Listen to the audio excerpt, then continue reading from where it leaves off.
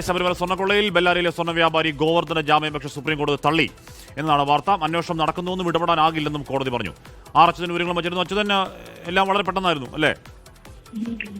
ഹാഷ്മി, ഒരു ദീർഘവാദത്തിന് ഒന്നും തന്നെ സുപ്രീം കോടതി ഇതുമായി ബന്ധപ്പെട്ട് ഈ ജാമ്യാപേക്ഷയുമായി ബന്ധപ്പെട്ട് ചിലവഴിച്ചില്ല എന്നുള്ളത് തന്നെയാണ്. കാരണം ഈ ജാമ്യാപേക്ഷ സുപ്രീം കോടതി പരിഗണിച്ച ഘട്ടത്തിൽ തന്നെ അതായത് ഗോവർദ്ധനു വേണ്ടി മുതിർന്ന അഭിഭാഷകൻ റോത്തഗിയാണ് ഹാജരായത്. അദ്ദേഹം ഈ താനൊരു അയ്യപ്പ ഭക്തനാണെന്നും അതുപോലെ തന്നെ ഈ സ്വർണ്ണക്കൊള്ളയിൽ പങ്കില്ല തുടങ്ങിയ വാദങ്ങളായിരുന്നു മുന്നോട്ട് വച്ചത്. പക്ഷേ സുപ്രീം കോടതി വ്യക്തമാക്കിയത് നിലവിൽ അന്വേഷണം നടക്കുന്നുണ്ട്, ആ അന്വേഷണം നടക്കുന്ന സാഹചര്യത്തിൽ ഇടപെടാനാകില്ല എന്ന നിലപാടാണ് സുപ്രീം കോടതി ഈ വിഷയത്തിൽ എടുത്തത്.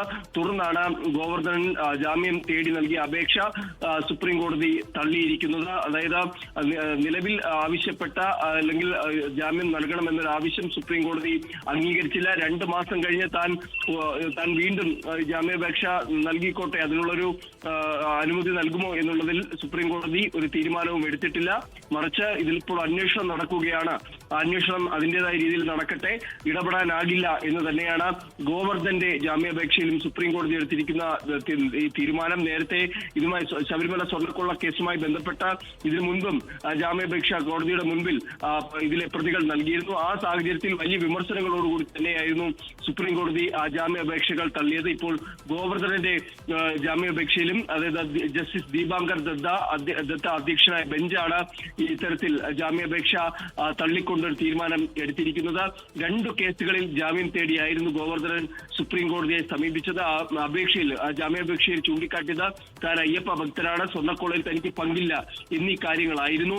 എന്തായാലും നിലവിൽ ഇപ്പോൾ സുപ്രീം കോടതി ഈ വിഷയത്തിൽ ഇടപെടുന്നില്ല, മറിച്ച് ഈ ജാമ്യാപേക്ഷ ഇപ്പോൾ തള്ളിയിരിക്കുകയാണ്. ഹാഷ്മി, അതിൽ മറ്റെന്തെങ്കിലും പരാമർശങ്ങളുണ്ടോ അച്യുതൻ? അതോ അന്വേഷണം നടക്കുന്നു, അത് കാരണം ജാമ്യാപേക്ഷ തള്ളുന്നു എന്ന പ്രതികരണമേ ഉള്ളോ? കാശ്മീർ രൂക്ഷ വിമർശനങ്ങളൊന്നും തന്നെ ഇന്നിപ്പോൾ കോടതിയുടെ ഭാഗത്തുനിന്നുണ്ടായില്ല. മറിച്ച് പറഞ്ഞിരിക്കുന്നത് നിലവിൽ ഈ അന്വേഷണം ഇതുമായി ബന്ധപ്പെട്ട് ശബരിമല സ്വർണ്ണക്കൊള്ളയുമായി ബന്ധപ്പെട്ടുള്ള അന്വേഷണങ്ങൾ നടക്കുന്നുണ്ട്, അത് അതിന്റെ ആ ദിശയിലേക്ക് ആ അന്വേഷണം അതിൻ്റെതായ രീതിയിൽ നടക്കട്ടെ. മറിച്ച് ഈ ഒരു ജാമ്യാപേക്ഷ തള്ളുന്നു അല്ലെങ്കിൽ ഇതിൽ ഇടപെടുന്നില്ല, ഈ വിഷയത്തിൽ ഇപ്പോൾ ഇടപെടുന്നില്ല എന്നാണ് സുപ്രീം കോടതിയുടെ തീരുമാനം. ആ ഒരു പരാമർശം ഉന്നയിച്ചുകൊണ്ടാണ് സുപ്രീം കോടതി ഗോവർദ്ധനന് ജാമ്യാപേക്ഷ ഇപ്പോൾ തള്ളിയിരിക്കുന്നത്. പലതരത്തിലുള്ള വാദങ്ങൾ ഇതുമായി ബന്ധപ്പെട്ട് ഉന്നയിച്ചു.